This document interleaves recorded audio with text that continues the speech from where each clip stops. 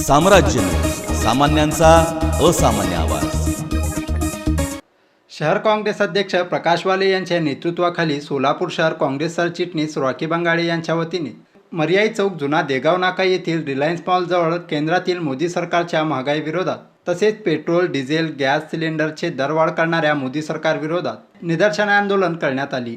सरकारचा महागाई वाढवणारे मोदी सरकारचा महागाई वाढवणारे मोदी सरकारचा अरे मोदी सरकारचं करायचं काय? या मोदी सरकारचं करायचं काय? या मोदी सरकारचं करायचं काय?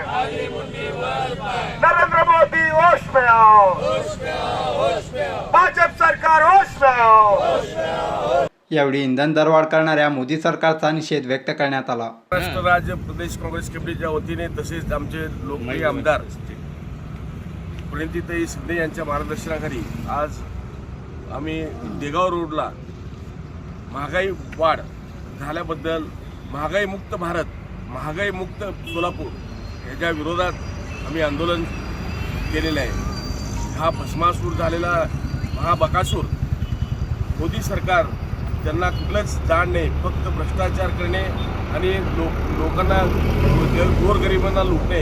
आज तेल, डिझेल, पेट्रोल, गॅस, जीवनावश्यक वस्तूचे एवढं भरमसाठ वाढी झाली असताना सुद्धा कुठल्याही बाबतीत त्यांनी बोलत नाहीत। आज घरोघरी प्रत्येकाच्या प्रपंचाचा गाडा पुष्कळलेला आहे, तरीसुद्धा या मोदी सरकारला कधी जाग येणार देव जाणो।